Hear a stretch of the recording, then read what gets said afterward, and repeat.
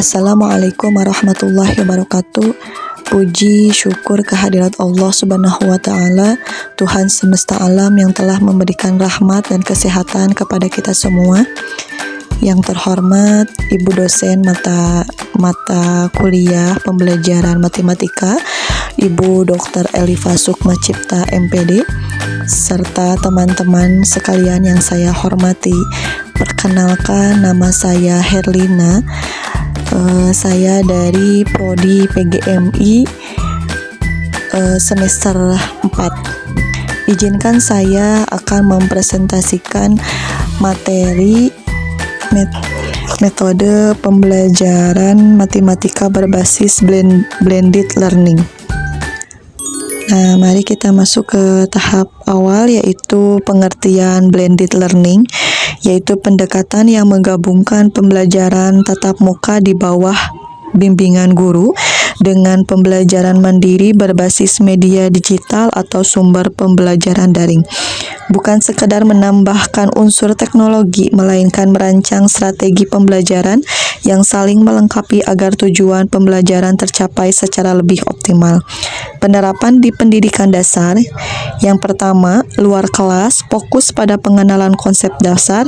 Yang kedua, di dalam kelas, fokus pada pendalaman, pemahaman, diskusi, latihan, dan penilaian. Nah, kita masuk ke prinsip utama, yaitu ada 4. Yang pertama, keterpaduan kegiatan daring dan luring disusun berurutan, saling mendukung dan tidak berdiri sendiri-sendiri. Yang kedua, kesesuaian, metode, materi, dan media disesuaikan dengan tingkat perkembangan usia, pola pikir, serta kondisi lingkungan siswa. Yang ketiga, fleksibilitas, memberikan ruang agar siswa dapat belajar sesuai dengan kecepatan pemahaman masing-masing, namun tetap berada dalam arahan yang jelas. Yang keempat, berpusat pada siswa. Peran guru berubah menjadi fasilitator dan pembimbing, bukan sekedar penyampai informasi semata. Nah, kita masuk ke keunggulan dan keterbatasan. Yang pertama, keunggulan. Keunggulan yang pertama, proses pembelajaran menjadi lebih bervariasi dan tidak membosankan. Yang kedua, materi penjelasan dapat dipelajari atau ditinjau ulang kapan saja.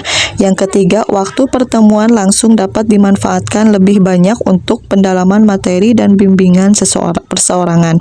Yang keempat, melatih kemandirian serta rasa tanggung jawab belajar sejak jenjang dasar. Nah, kita masuk ke keterbatasannya, yaitu yang pertama, memerlukan persiapan dan penyusunan bahan ajar yang lebih matang serta rinci. Yang kedua, pelaksanaannya bergantung pada ketersediaan sarana serta dukungan dari lingkungan rumah. Yang ketiga, menuntut kemampuan guru dan mengelola dua bentuk kegiatan pembelajaran sekaligus. Nah, kita masuk ke penerapan pada matematika kelas bawah. Prinsip utama, teknologi berfungsi sebagai alat bantu dan bukan pengganti peran guru maupun pengguna benda nyata. Tahap pengenalannya, melalui media digital, konsep bilangan yang bersifat abstrak diperkenalkan terlebih dahulu menggunakan yang pertama itu video penjelasan sederhana, yang kedua gambar atau animasi yang menunjukkan urutan jumlah benda, yang ketiga permainan pendidikan berupa penyusunan kartu bilangan. Kita masuk ke tahap penguatan. Secara langsung di kelas, pemahaman yang telah diperoleh diperkuat kembali melalui yang pertama, penggunaan alat peraga nyata seperti balok hitung, batu, atau biji-bijian. Yang kedua, kegiatan latihan bergerak dan kerja kelompok. Yang ketiga, pembahasan serta klarifikasi langsung bersama guru. Nah, kita masuk ke perancangan secara sistematis. Langkah-langkah perencanaan. Yang pertama, analisis. Menetapkan tujuan pembelajaran, mengidentifikasi kemampuan awal siswa, serta memetakan sarana dan keterbatasan yang tersedia. Yang kedua, pembagian ruang lingkup materi. Sebelum pertemuan, pengenalan konsep dasar, contoh sederhana, dan latihan ringan. Saat pertemuan langsung, klarifikasi pemahaman, pendalaman materi, pemecahan masalah, dan penilaian hasil belajar. Nah, yang ketiga itu ada pemilihan media.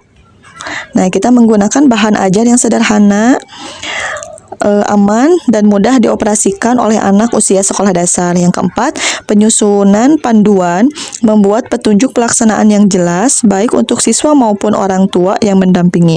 Yang kelima, evaluasi mengukur tingkat keberhasilan sekaligus menilai efektivitas rancangan untuk keperluan perbaikan selanjutnya. Nah, kita masuk ke contoh rencana pelaksanaan pembelajaran. Identitas pembelajaran itu ada mata pelajaran matematika kelas 1 semester 1, materi pokok pengurutkan bilangan 1 sampai 20, arah urutan dari terkecil ke terbesar dan sebaliknya. Pendekatan blended learning, alokasi 2 jam pelajaran ditambah kegiatan pendukung mandiri. Tujuan pembelajarannya yaitu siswa mampu menjelaskan makna urutan bilangan berdasarkan besar nilainya. Siswa mampu menyusun kelompok bilangan sesuai urutan yang benar ke dua arah. Yang ketiga, siswa terampil bekerja sama dalam kelompok serta menunjukkan sikap teliti dan percaya diri. Nah, sekarang kita masuk ke kegiatan belajar mandiri di luar kelas. Waktunya itu 10 hingga 15 menit. Nah, perannya siswa melaksanakan kegiatan belajar, orang tua berfungsi sebagai pendamping dan pengawas. Langkah-langkahnya, yang pertama, menonton video penjelasan yang berisi uraian sederhana bahwa semakin banyak jumlah benda, maka semakin besar pula nilai bilangan yang menyatakan jumlah tersebut. Yang kedua, mencoba melakukan kegiatan menyusun urutan kartu bilangan atau permainan interaktif yang telah disiapkan.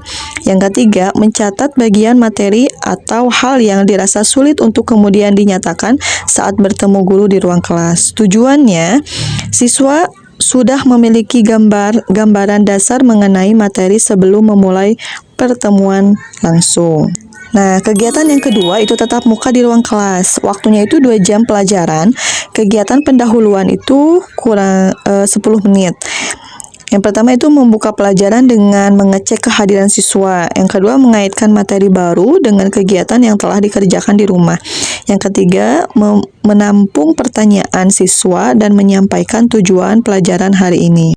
Nah, kegiatan inti ini ada 60 menit. Yang pertama itu memperjelaskan konsep utama menggunakan benda nyata dan alat peraga serta mengenalkan simbol lebih kecil dari dan lebih besar dari. Yang kedua, melaksanakan kegiatan permainan berkelompok dengan nama lari susun bilangan, di mana siswa menyusun kartu dari nilai terkecil ke terbesar, kemudian diulang sebaliknya. Nah, yang ketiga, pengerjaan lembar kerja siswa secara terstruktur, guru berkeliling memberikan bimbingan khusus kepada siswa yang membutuhkan. Yang keempat, mengaitkan materi dengan contoh penggunaan dalam kehidupan sehari-hari seperti jumlah buah, nomor urut, atau urutan nomor rumah. Nah, kegiatan penutup itu 10 menit. Jadi, yang pertama itu menyimpulkan materi secara bersama-sama.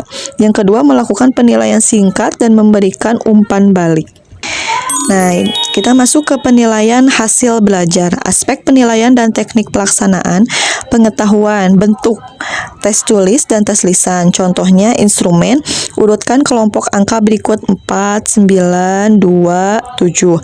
Keterampilan, bentuk, unjuk kerja atau praktek langsung. Contoh instrumennya menyusun kartu bilangan atau kelompok benda di depan kelompok masing-masing. Sikapnya, bentuknya pengamatan langsung selama proses pembelajaran. Indikatornya kerjasama dalam kelompok, ketelitian dalam bekerja, keberanian bertanya, serta menjaga ketertiban.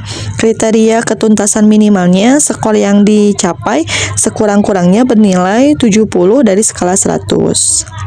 Nah, sekarang masuk ke penutup, yaitu inti pembahasan. Jadi, yang pertama, blended learning merupakan bentuk perpaduan yang disusun secara sistematis dan mengambil keunggulan dari kedua cara pembelajaran. Pendekatan ini sangat sesuai diterapkan pada kelas bawah karena tetap menjamin keamanan dan membimbing langsung. Namun, membuat proses belajar menjadi lebih menarik dan bermakna, khusus pada materi mengurutkan bilangan. Alur kegiatan yang terdiri dari mengenal, memperjelas, dan berlatih terbukti mampu mengubah konsep yang bersifat abstrak menjadi hal yang nyata, mudah dipahami, dan lebih lama diingat oleh siswa. Sekian yang bisa saya jelaskan atau paparkan.